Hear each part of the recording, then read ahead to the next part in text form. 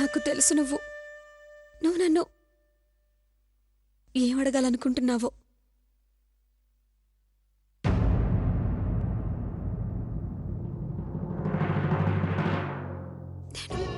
నేను ఒక్క క్షణం కూడా నేను మర్చిపోలేకపోయాను.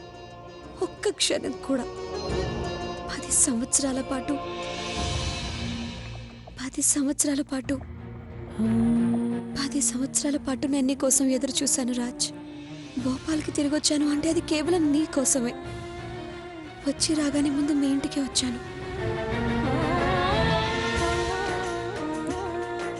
అప్పుడే నాకు తెలిసింది నీకు మరొకరితో పెళ్ళైపోయిందని. ఇప్పుడు నీ మీద సర్వ హక్కులు, నువ్వు కట్టిన తాళి మరొకరి సొంతం అయిపోయే రాజ్.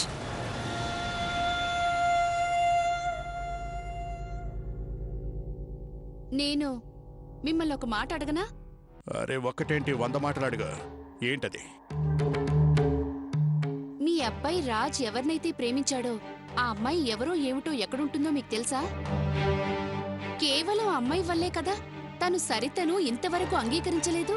లేదు, ఈ ప్రేమలో మగాళ్ళందరూ ఇంతే. ఉండుంటుంది ఎవరో అమ్మాయి. ఆ అమ్మాయి ఈ పాటికి 4 పిల్లల తల్లి కూడా అయి ఉంటుంది. అయినా ఇప్పుడు నువ్వు నా కొడుకు ప్రేమ కథ వింటావా లేక నన్ను పడుకొనిస్తావా? లేదు లేదు సేట్ గారు, మీరు పడుకోండి.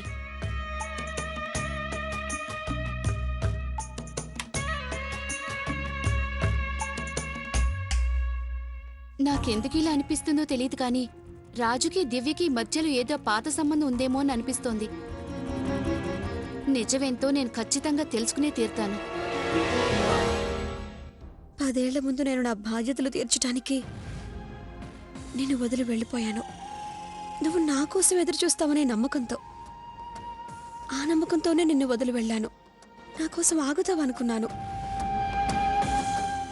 కానీ నువ్వు పెళ్లి చేసేసుకున్నావు. నా కోసం ఎదురు చూడలేకపోయావు. నేను పెళ్లి చేసుకోలేదే, ఎవరిని ప్రేమించలేదు, అలాగే నాకు ఎవరితోనూ ఎఫ్ఐఆర్ కూడా లేదు.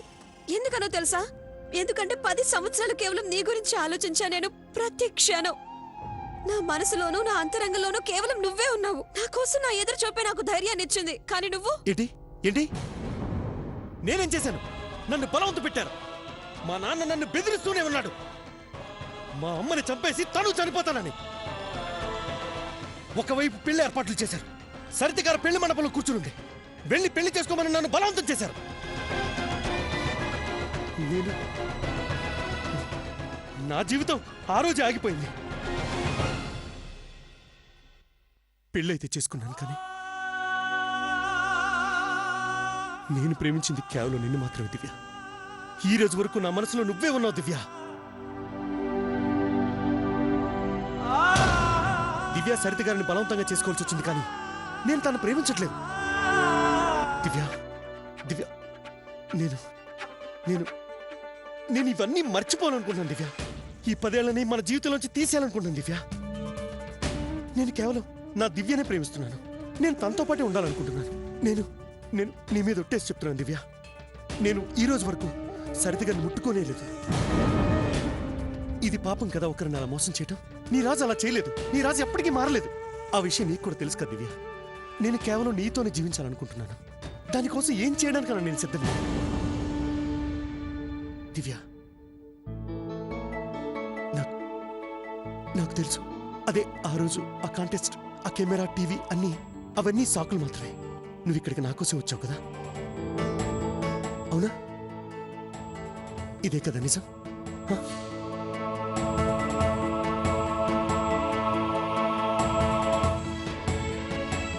అవును. నేను ఇక్కడికి రావటానికి నిజమైన కారణాలు చెప్తాను.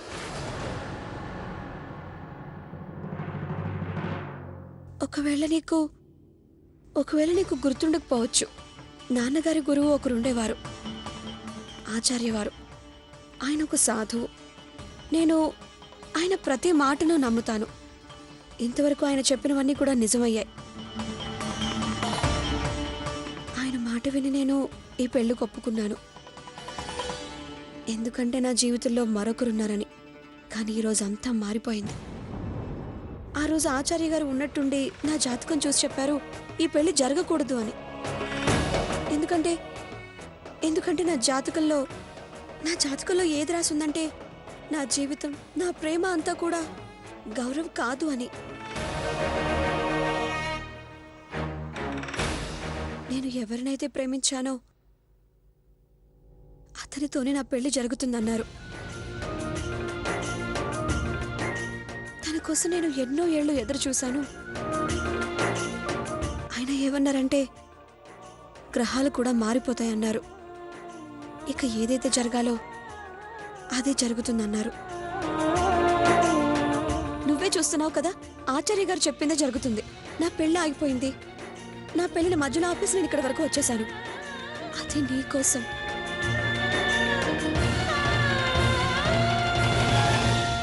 దివ్య, మనం ఇంకా కలిసి ఉంటాం కదా. నాకెప్పటికీ అదే కావాలి. నువ్వు నాకు చెప్పు, దీనికోసం నేనేం చేయాలి చెప్పు. నేను ఏమైనా చేస్తాను దివ్య, కానీ నాకు నా దివ్య కావాలి. ఆచార్య గారు ఏమన్నారంటే వచ్చే నెల అమావాస్య వరకే సరిత నీతో కలిసి ఉంటుందంట. అంటే నీ ఉద్దేశం? సరిత చనిపోతుందంట. అది ఖచ్చితంగా జరుగుతుందంట. చనిపోతుందా అంటే ఏం మాట్లాడుతున్నావు నువ్వు?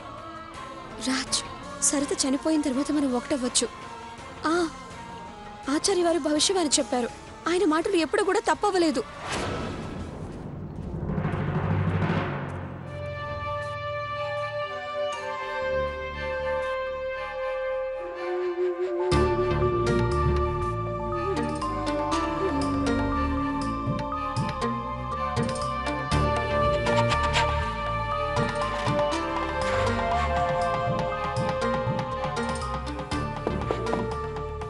అమ్మా దివ్య,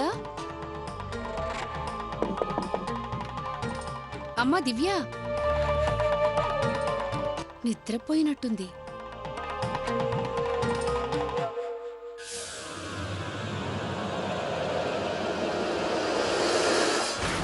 అమ్మా దివ్య, అమ్మా దివ్య, అరే తను అసలు గదిలోనే లేదు. భగవంతుడా, ఒకవేళ తను రాజుతో కలిసి పారిపోలేదు కదా. సేట్ గారు, సేట్ గారు, ఇదిగో షీలా, మున్ని, బబ్లీ, అక్కయ్య అందరూ ఇక నిద్రపోతున్నారు. త్వరగా రండి. దివ్య, అది నా ఉద్దేశం, చిన్న కోడలు తన గదిలో లేదు. సేట్ గారు, అరే అందరూ త్వరగా రండి. ఎందుకు ఇలా మాట్లాడుతున్నావు దివ్య? నేను చెప్పేది నిజం రాజ్, చాలా దయచేసి ఆపు. ఆ మాట నమ్ము. ఆచార్య వారు చెప్పిన భవిష్యవాణి ఎప్పుడు తప్పవలేదు. నన్ను నమ్ము. దివ్య, నేను ఇలాంటి వాళ్ళు చెప్పే మాటలు ఎప్పటికీ నమ్మను. అలాగే నువ్వు కూడా ఇలాంటి విషయాలు ఎప్పటికీ నమ్మకుండా ఉంటే మంచిది. నీకు నా మీద నమ్మకం లేదు కదా? సరే అయితే వచ్చే 20 రోజుల్లో నువ్వే ఆ విషయాన్ని నమ్ముతావు చూడు. ఎందుకంటే జరిగేదాన్ని ఎవరు ఆపలేరు కదా. ఒకసారి సరిత గనక చనిపోయిందంటే తర్వాత మనల్ని ఎవరు Shut విడతలేరు. up, దివ్య. Shut up.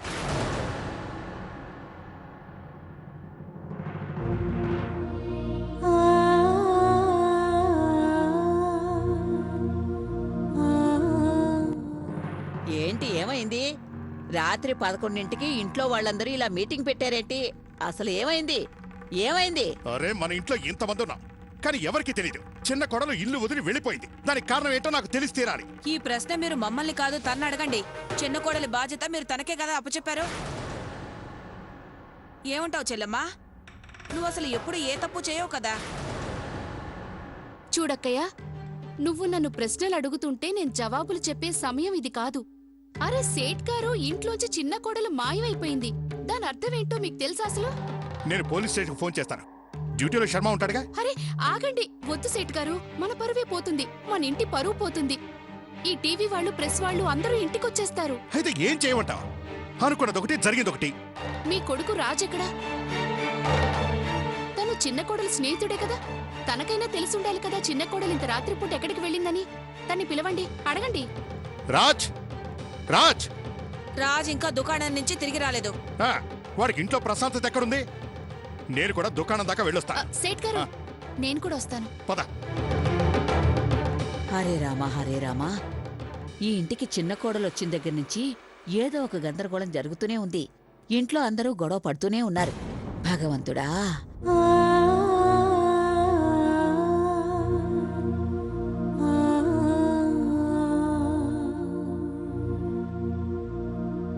రాజ్, నువ్వు సరిత కోసం నా మీద అరుస్తున్నావా? నీకు సరితకి సంబంధం ఏంటి? సంబంధం ఉన్నా లేకపోయినా సరే నేను ఇలాంటి విషయాలు ఎప్పటికీ నమ్మనని తెలుసుకో దివ్య. నేను నీతో జీవించాలి. దానికోసం ఎవరో ఆచార్యులు జాతకాల్ని నమ్మాల్సిన అవసరం లేదు దివ్య. అది సరిత గారి గురించి ఇంత నీచంగా మాట్లాడే వాళ్ళని అస్సలు నమ్మను. దివ్య, మన జీవితాన్ని ప్రారంభించడానికి సరిత గారిని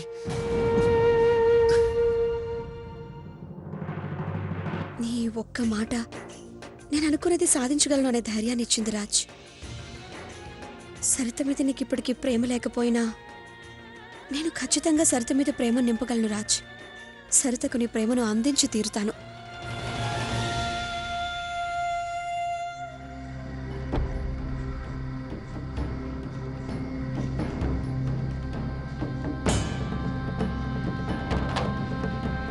అరే, మీరందరూ ఇక్కడ? ఇదిగో చిన్న కోడలు ఇక్కడుంది. కానీ మీరందరూ ఈ రాత్రిపూట ఇక్కడ? మీకు నిద్ర రావట్లేదా? చిన్న కోడలు నువ్విక్కడా? నాకు నిద్ర రాలేదు, అందుకని వాకింగ్ అని వచ్చాను నేను. అబద్ధం చెప్పకో. మా ఇంట్లో నీకు తోచడం లేదని చెప్పొచ్చు కదా. అలాంటిదేం లేదమ్మా. దీన్ని మిడ్ నైట్ వాక్ అంటారు. వావ్, స్టార్స్ అందరూ వాళ్ళ ఆరోగ్యాన్ని కాపాడుకుంటారు. ఇంతకీ మీరు ఎన్ని కిలోలు తగ్గారు? భగవంతుడికి కోటి కోటి దండాలు. నువ్వు కనిపించావు. మాకైతే ప్రాణం పోయినంత పని అయింది. అయినా నాకు నమ్మకం ఉందనుకో నువ్వు ఎక్కడికి వెళ్ళవని. ఈ విషయం గురించి ఇంట్లో ఎంత గందరగోళం జరిగిందో తెలుసా? పద, నీకు దిష్టి తీయాలి. ఎవరి మనసులో ఎంత పాపం ఉందో ఎవరికి తెలుసు. బయటికి రావటంలో కాస్త ఆలస్యం జరుగుంటే గనక వీళ్ళందరికీ నా గురించి, రాజు గురించి నిజం తెలిసిపోయి ఉండేది.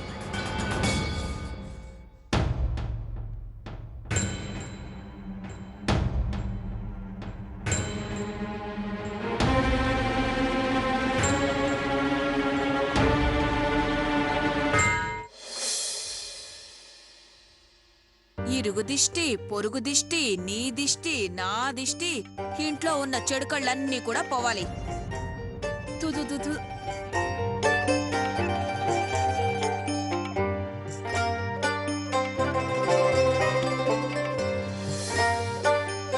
తీసుకెళ్లి బయట పారేయ్. అమ్మయ్యా, ఇక వెళ్ళు. ఇక నీకు ఎవ్వరి దిష్టి కూడా తగలదంటే తగలదు. నిన్నొచ్చిన చిన్న కోడల గురించి అందరూ ఆలోచిస్తున్నారు. అందరూ నెత్తిన పెట్టుకుంటున్నారు. కానీ ఇంటికి అసలైన కోడలు ఎక్కడుందో కనిపించడం లేదు. దాని గురించి ఎవరైనా ఆలోచించారా? అరే, అసలు ఇక్కడేం జరుగుతోంది? ఒక సమస్యలా తీరిందో లేదో మరో సమస్య వచ్చి పడింది. ఈ ఇంటికి చిన్న కోడలు వచ్చిన దగ్గర నుంచి అన్ని విచిత్రంగానే ఉన్నాయి. ఇందులో విచిత్రమే ఉంది. అయినా ఇందులో తన తప్పే ఉంది. అయినా తను సరితను ఒక్క మాట కూడా అనలేదు కదా. దాని సంగతి మనకు తెలిసిందే కదా. నచ్చినప్పుడు వెళ్తుంది, మళ్ళీ వస్తుంది, ఏటైనా పారిపోయి ఉంటుంది.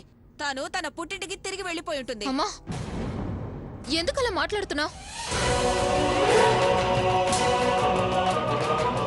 అసలు నువ్వు వదిన గురించి అదిగో సరిత వచ్చేసింది.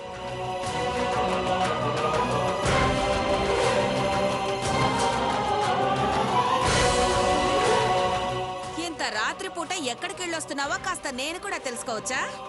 నీ కోసం నీ ప్రియుడు వచ్చాడా ఏమిటి?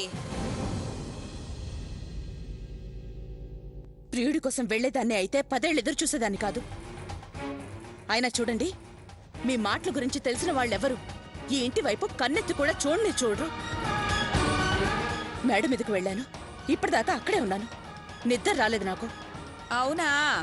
మేడ మీదకు వెళ్ళడానికి కూడా అత్తయ్య మావయ్య పర్మిషన్ తీసుకోవాలా నేను? అత్తననే గౌరవం లేకుండా ఎంత పొగరగా సమాధానం చెప్తున్నావు. చూసారా దీని నాటకాలు చూసారా? మరి ఎందుకు నువ్వు కుంటున్నావు? నాటకాలు కాదు, నా కాలు కాస్త బెణికిందంతే. బెనికిందా? కాలు బెనికిందా? అదేమీ లేదు. ఇదొక పని దొంగ. పని చేయకుండా ఉండడానికి ఏదో వంకలు చెప్తోంది. అవును మరి ఇంట్లో పనులన్నీ నీ కూతురులేగా చేస్తున్నారు. నేను అక్కడ కూర్చుని ఆర్డర్లు వేస్తున్నాను, ఆర్డర్లు. నువ్వు కాసేపు నోరు మూస్తావా? ఎందుకు సరిత నువ్వు నానా మాటలు అంటున్నావు? ఆ పిల్లని తిట్టేంత వరకు నీకసలు నిద్ర పట్టదా ఏంటి? భర్త నీ మాట వింటలేదని అందరి మీద పడతావా ఏంటి? వెళ్ళు, నీ గదికెళ్ళు. అరుస్తోంది. ఎప్పుడు చూసినా నా మీద అరవడమే మీకు పని అయిపోయింది. నోర్మై, అందరూ మీ గదుల్లోకి వెళ్ళండి. అమ్మా దివ్య, మీరు చాలా అలసిపోయినట్టున్నారు కదా, మీరు వెళ్ళి విశ్రాంతి తీసుకోండి. పదండి. అలాగే.